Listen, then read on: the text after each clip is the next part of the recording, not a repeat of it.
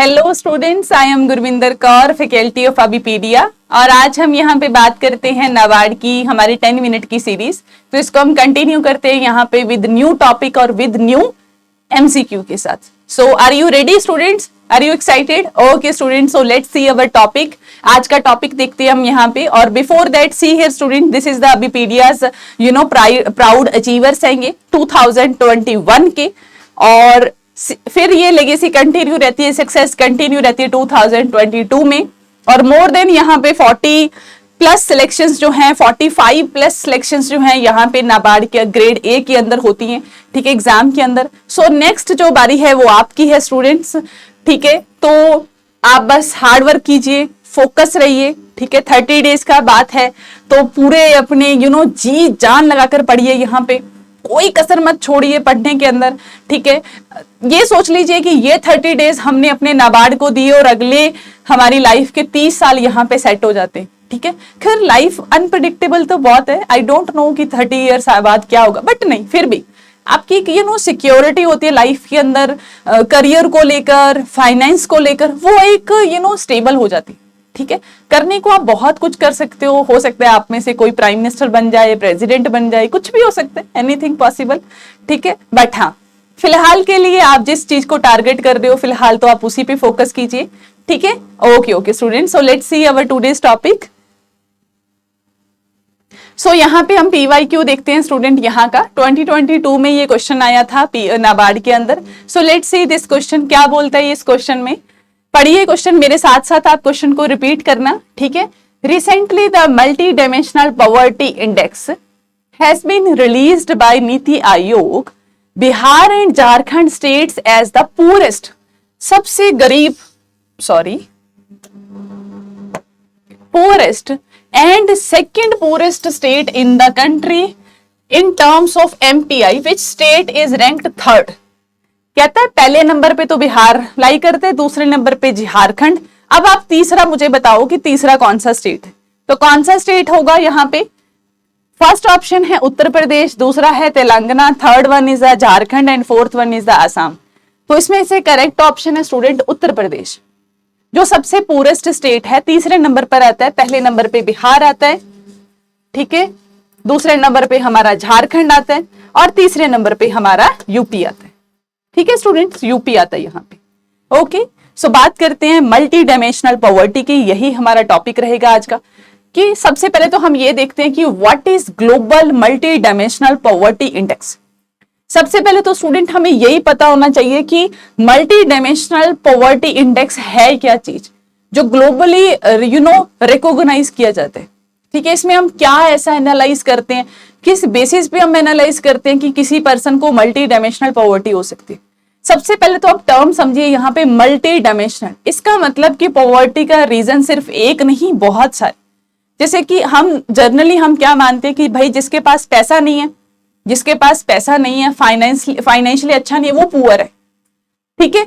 But नहीं, multi dimensional का मतलब ये होता है स्टूडेंट कि अलग अलग डायमेंशन पे आप उसको देखो कि क्या वो हेल्थ अफोर्ड कर पा रहे, क्या वो एजुकेशन अफोर्ड कर पा रहे, क्या उसके पास रहने के लिए घर है, उसकी उसकी फाइनेंशियल कंडीशंस कैसी हैं, ठीक है। इन काफी सारे इंडिकेटर्स के ऊपर हम डिसाइड करते हैं हमारी पॉवर्टी को, ठीक है, ग्लोबल तौर पे।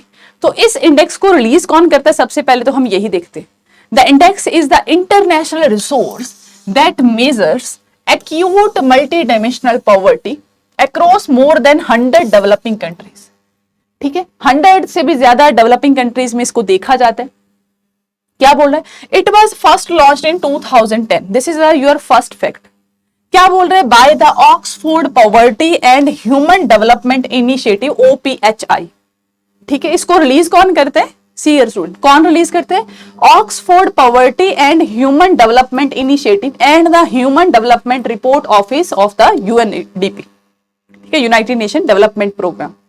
द MPI मतलब कि multi dimensional poverty index monitors deprivations in 10 indicators.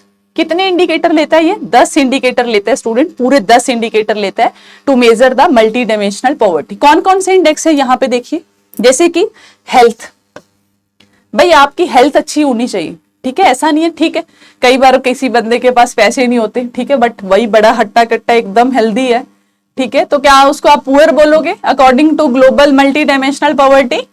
ठीक है, बताओ बोलोगे या नहीं बोलोगे?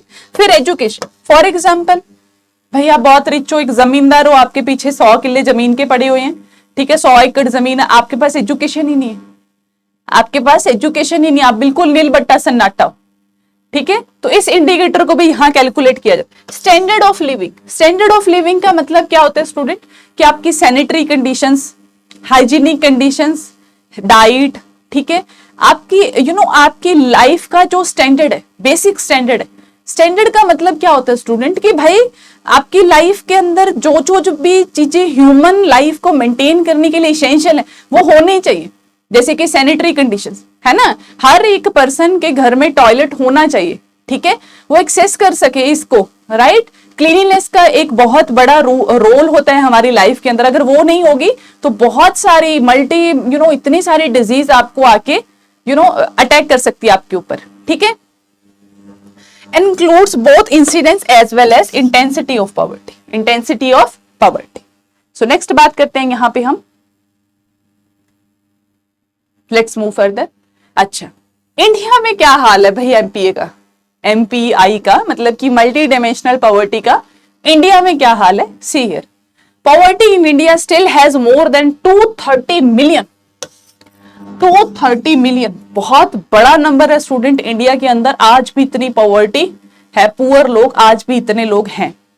इंडिया की कुल 18.7 ऑलमोस्ट 19% पॉपुलेशन जो है वो इस कैटेगरी में लाई करती है। कितनी शेम की बात है इंडिया के लिए कि आज भी हमारी इंडियन की 20% पॉपुलेशन गरीबी में है, ठीक है। और हम इंडिया कितनी कितनी बड़ी बड़ी अचीवमेंट्स कर रहे हैं, सब कुछ कर रहे हैं हम लोग, है ना। इतना बड़ा इंफ्रास्ट्रक्चर, रिलायंस जैसी कंपनीज, अंबानी जैसे मोस्ट रिचेस्ट पर्सन भी इंडिया में लाई करते हैं, ठीक है। इतनी बड़ी डेमोक्रेसी और फिर भी इंडिया के अंदर इतनी सारी पुअर पॉपुलेशन।